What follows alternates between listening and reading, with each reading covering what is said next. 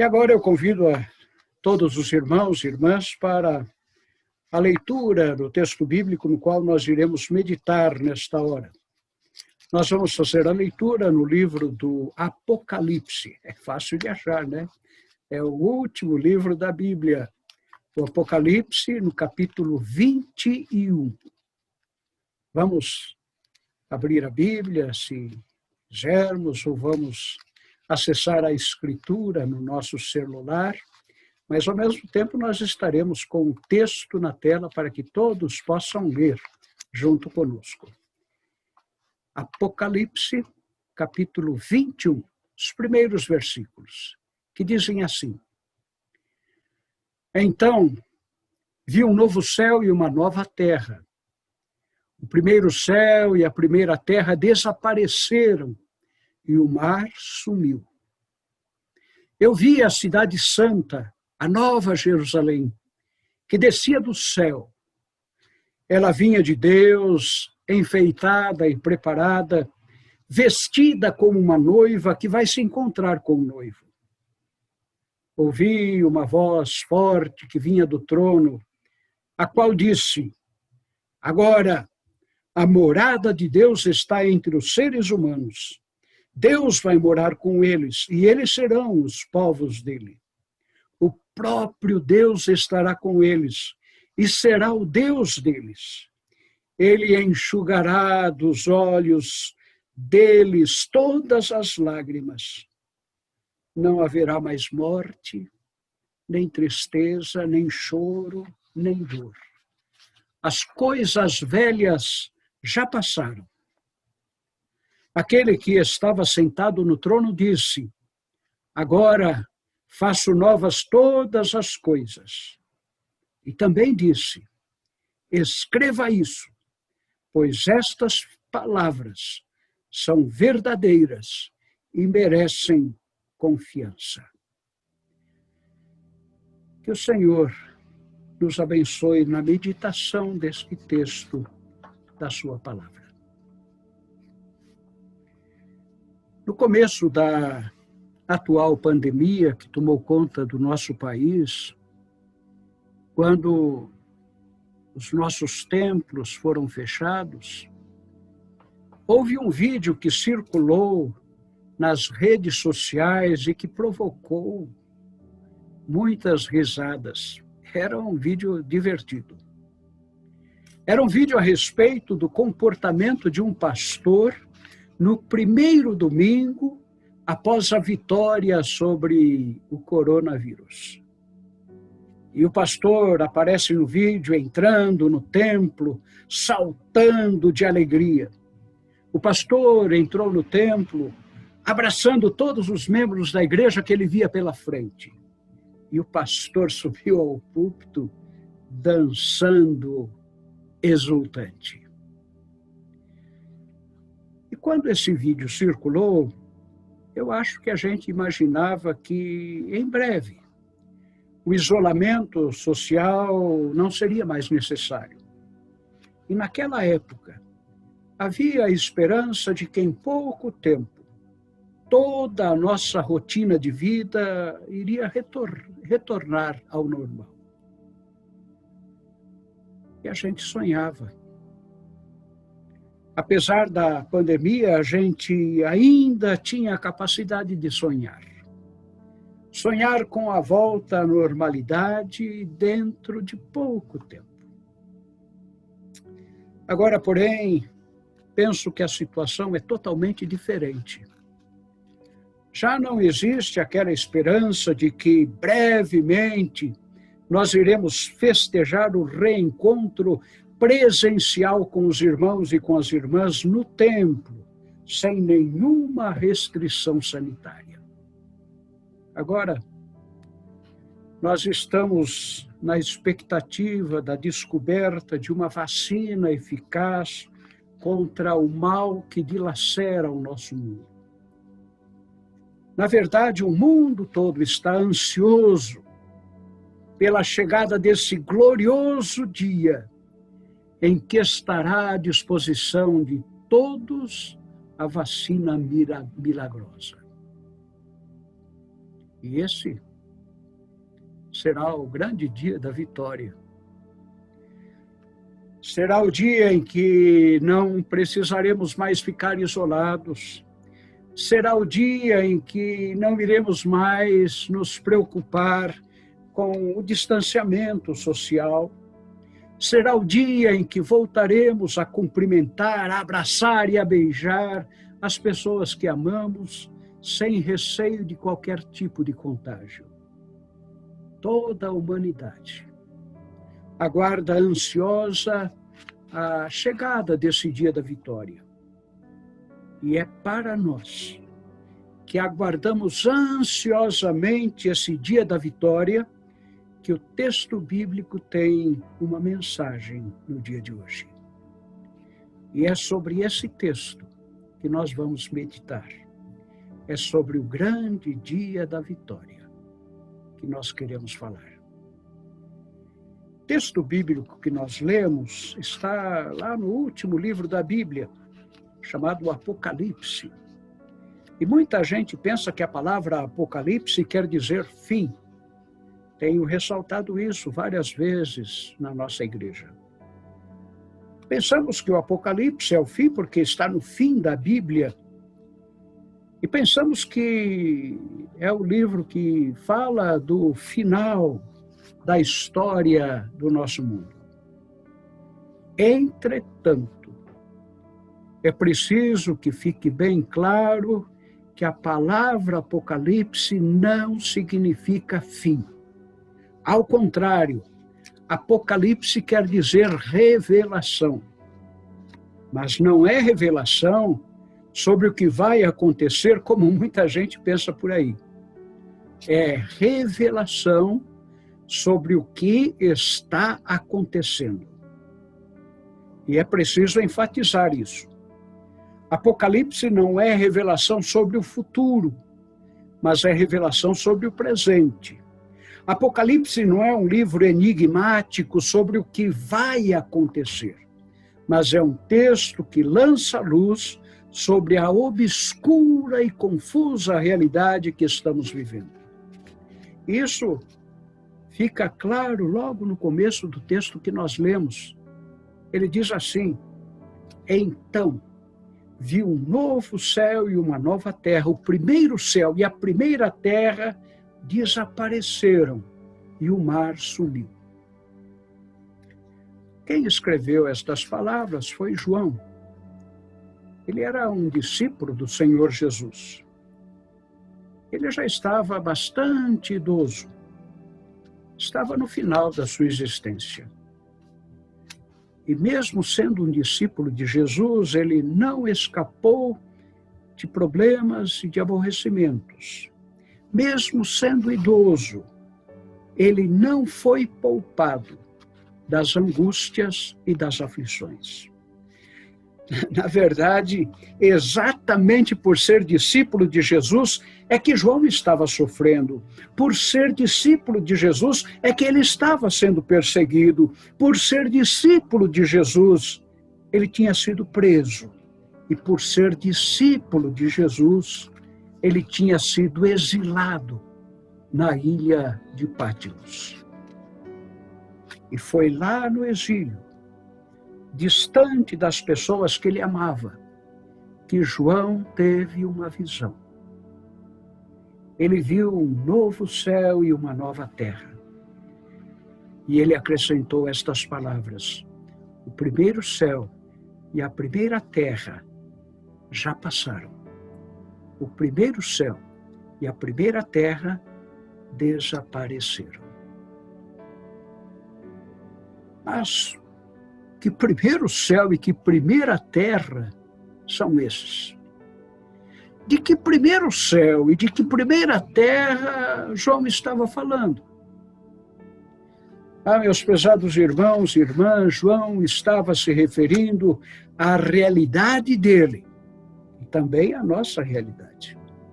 João estava falando da situação que ele vivia e da situação que nós vivemos. João estava tratando da sua época, mas também da nossa época. E como era esse primeiro céu e essa primeira terra do tempo de João? Como é esse primeiro céu e essa primeira terra do nosso próprio tempo? Esse primeiro céu e essa primeira terra tem muita beleza e tem muito encanto. A própria Bíblia fala a respeito disso. No Salmo 19, nós podemos ler: os céus proclamam a glória de Deus e o firmamento anuncia a obra das suas mãos. Mas será que é isso mesmo? Quem é que não fica extasiado, contemplando o pôr do sol nestes dias de inverno? Quem é que não fica maravilhado ao ver um céu estrelado? Nós temos muitos cânticos que afirmam isso. Por exemplo, Deus, somente Deus, criou o mundo e o que nele há. O ser que pode respirar existe para mostrar a glória do Senhor. Querem outro exemplo? Senhor meu Deus, quando eu maravilhado, os grandes feitos vejo da tua mão, estrelas, mundos e trovões rolando, a proclamar teu nome na amplidão. Quando atravesso bosques e florestas, ouvindo a brisa, pássaros cantar, ou vejo além montanhas altaneiras, o teu poder e glórias proclamar.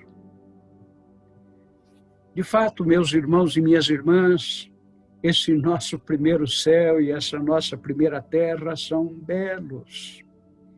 Eles foram feitos pelo poder de Deus.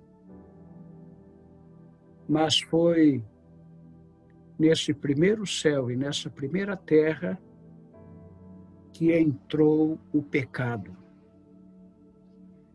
Nós não estamos vivendo mais no paraíso. João não vivia num mundo que era perfeito. E nós também não estamos vivendo no jardim do Éden. E é exatamente por causa disso que existe tanta desgraça, tanta miséria e tanto sofrimento. Nós poluímos o meio ambiente, destruímos a criação, odiamos e exploramos os nossos semelhantes, toleramos a injustiça e desprezamos até os que sofrem necessidades. É exatamente assim esse nosso primeiro céu e essa nossa primeira terra.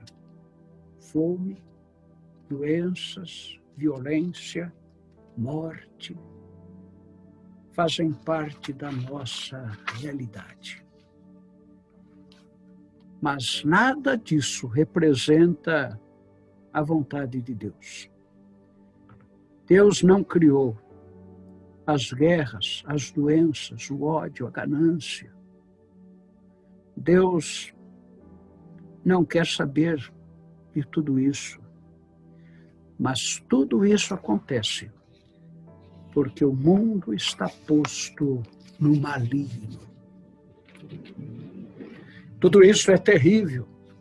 Tudo isso nos desanima. Tudo isso nos abate.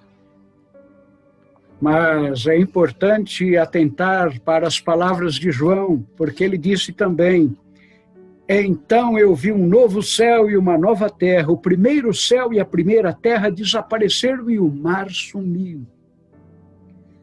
E estas palavras querem dizer que esse nosso primeiro céu e essa nossa primeira terra não são definitivos.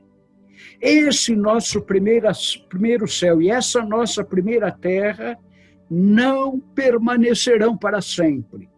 O nosso primeiro céu e a nossa primeira terra são provisórios e serão suplantados por uma nova realidade. Meus prezados irmãos, minhas prezadas irmãs, isso é muito importante. Há muita gente que vive Há muita gente que age como se este nosso primeiro céu e esta nossa primeira terra fossem permanecer para sempre. Jesus contou, por exemplo, uma parábola que falava de uma pessoa que achava que tudo iria permanecer para sempre.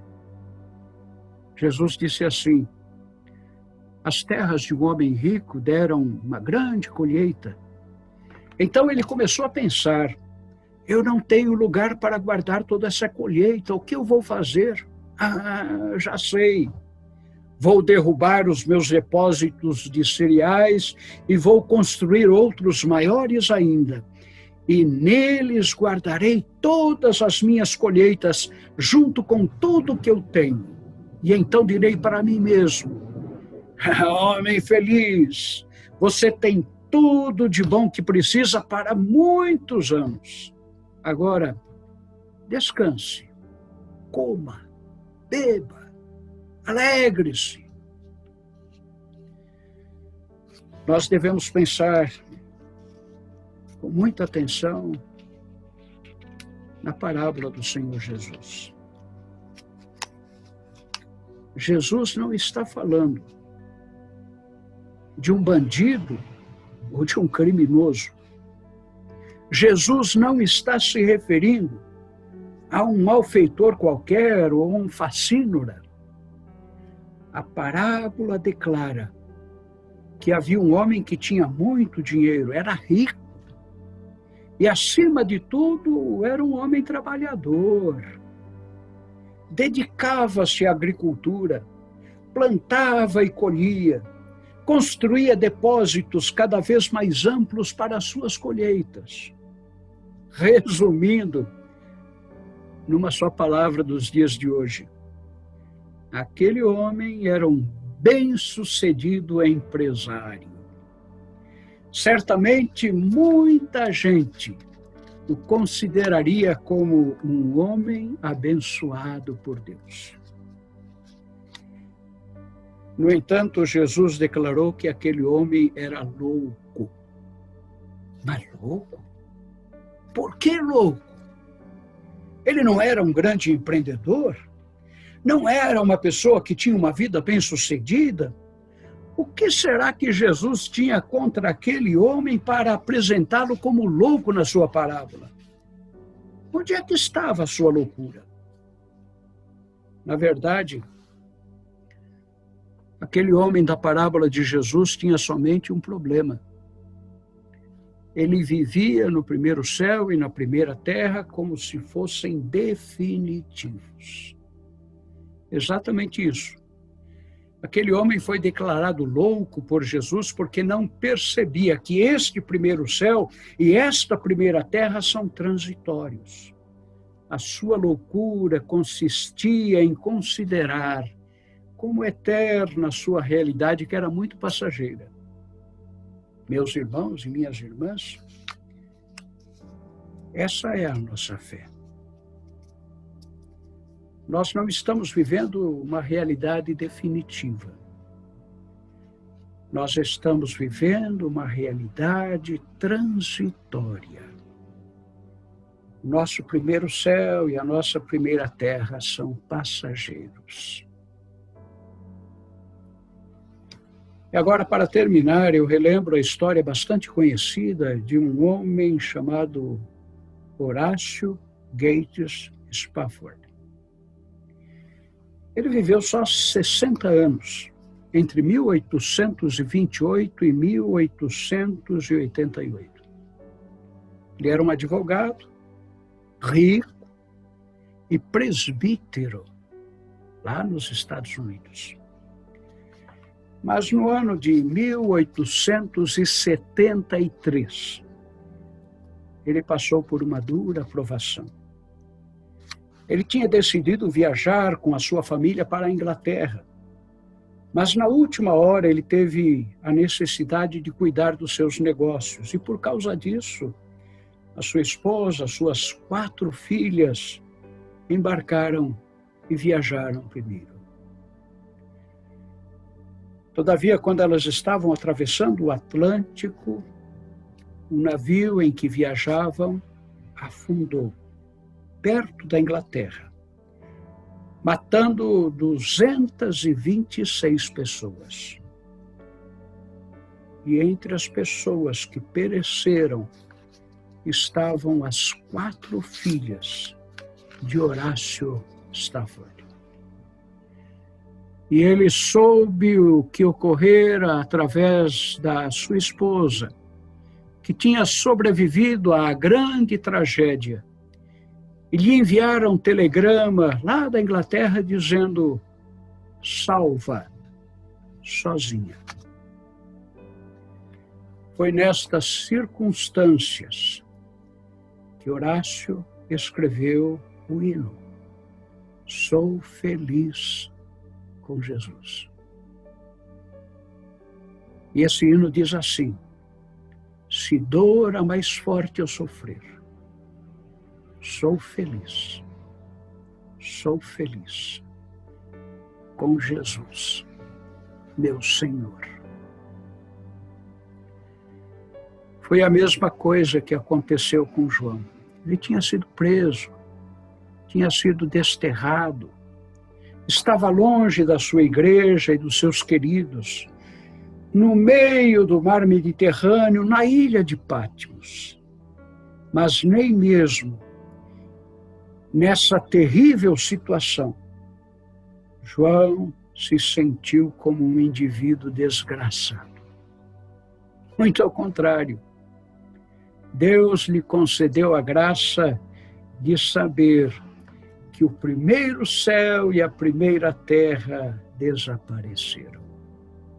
E muito mais do que isso, Deus lhe concedeu a graça de ouvir Jesus lhe dizendo: agora faço novas todas as coisas. Deus nos conceda a mesma graça. Deus nos dê a convicção de que a dura realidade que vivemos é transitória. Deus nos dê a alegria de sentir que somos felizes com Jesus. Deus nos conceda a forte convicção de que em toda e qualquer situação, Jesus faz novas todas as coisas. Nós não esperamos a vitória. Nós já vivemos e celebramos a vitória. Não aguardamos o dia da vitória. Já estamos experimentando com Jesus a nossa grande vitória. Eu convido a todos os irmãos e a todas as irmãs a acompanharem o próximo cântico. É o cântico Sou Feliz com Jesus. Não vamos cantar mecanicamente, vamos cantar meditando nas suas palavras. E vamos ser sinceros, vamos ser honestos. Nós somos felizes com Jesus. Louvado seja Deus, porque já vivemos em Cristo Jesus uma grande vitória. Amém.